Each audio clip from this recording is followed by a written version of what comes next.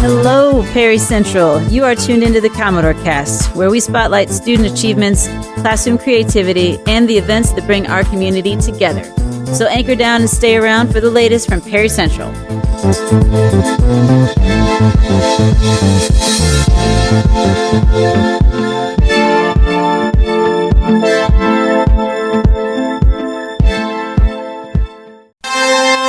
On this episode of the Commodore Cast, I sit down and talk to some students, teachers, and our superintendent about our new PCAP class we offer here at Perry Central, the Pathways to Careers and Postsecondary. So let's dive on in.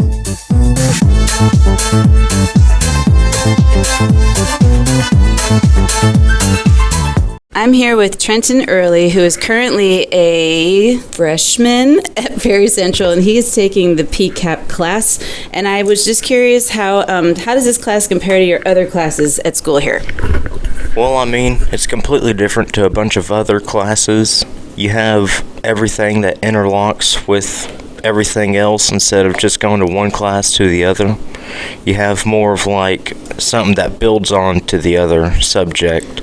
Like with science and math, those two go together. Science and English, those two go together, and math and English and all that. Instead of just going 45 minutes in one class to the other to lunch and then keep on going till 7 hours is over in the day. It's more of like it all intervenes, makes the day go by faster. So you're telling me that you spend more than just a regular class period each day in PCAP, and it involves science, math, and English. Yeah, we spend the first 3 periods of the day doing PCAP. We'll either be in Schaefer's or Barnett's, and if we're doing like a lab experiment, we'll go to Mrs. Malone's room. Thank you so much, Trenton, for taking the time to talk to us today.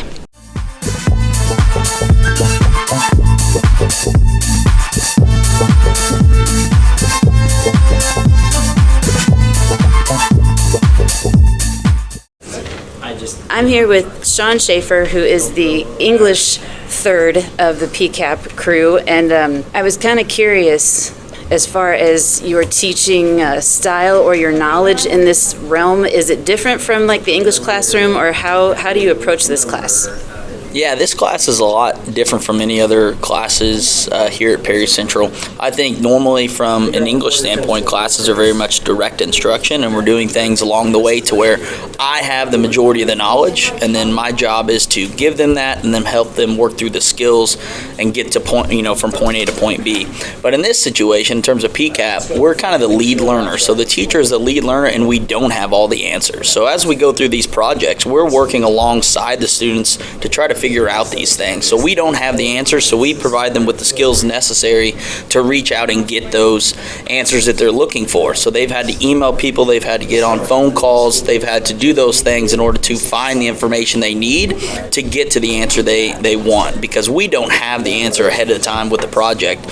So that's really different in terms of I don't have the information, I don't know all the answers, and I'm learning as they're learning. And so it's kind of more of like a combined and joint venture as opposed to the teacher giving all the information that the student needs. Do you find that helps with like relationship building with you and your students, for them to see that no, you don't know everything, to see you go through the learning process as well? I definitely think so. I think that the students understand that we don't have all of the answers to every single topic, that we also have to ask the important questions and the hard questions, and we have to do research and put things together as well. And so I think that we kind of work together with them, and they can kind of see what we would do in those moments, and then they can actually apply those skills and learn those skills in the process of putting together and completing a project. Awesome. Thank you so much, Mr. Schaefer. Appreciate you talking to us. Yeah, thanks for having me.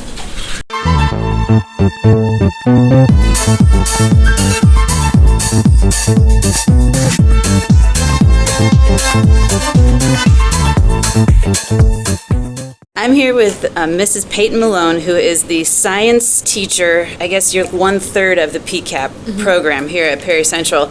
And I was curious, how have you seen students growing so far, not just academically, but also maybe like in their confidence or their career readiness? Yeah, so it's crazy the difference in the students that I've already noticed. The students that started this year out versus the students now, only a month in, are totally different, and the lessons that they're learning are insane. A funny one to start out with was we learned the importance of a good profile picture for our Gmail. That's a funny story. Ask me sometime if you want to hear about it. But so we were emailing important businesses, and we had to maybe change our profile pictures to fit the standard there. But on a serious note, there are some students that, we started the year out to saying, hey, I cannot work in groups. It's just not going to work.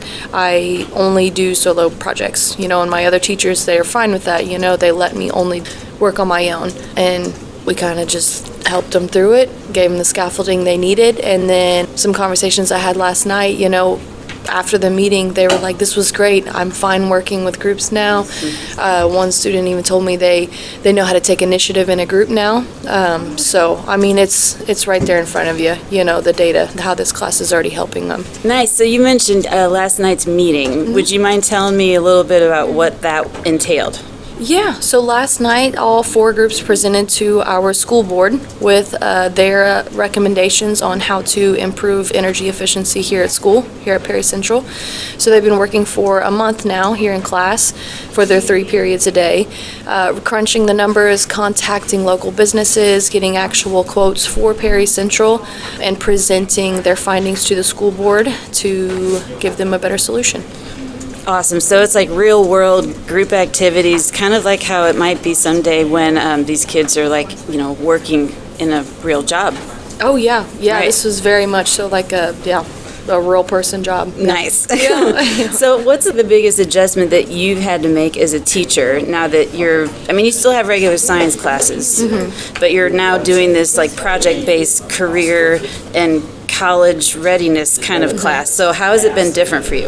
It's definitely been a huge adjustment. And, we met, I don't know how many times this summer trying to just get our minds wrapped around the idea, because we're going from teaching your standards, your own timeline, your own material to now, hey, we got to make it work with 2 other sets of standards that have kind of nothing really to do with your own standards, and we got to make them pair up and make it an authentic learning experience while we do it. So it's definitely a lot more planning. Everything that you had before doesn't really matter anymore, so because it's all starting from scratch.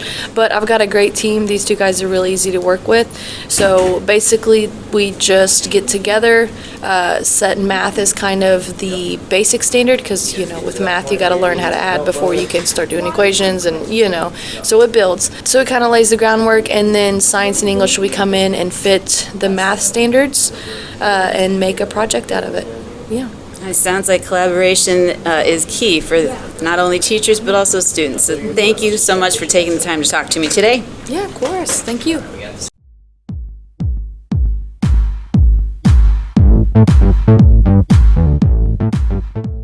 I'm here with Dr. Tara Bishop, who's our superintendent, and she was at the school board meeting last night where the PCAP groups were able to present their findings for energy saving, right, for the school. So from your perspective as an audience member and the superintendent, what did you think about the presentations?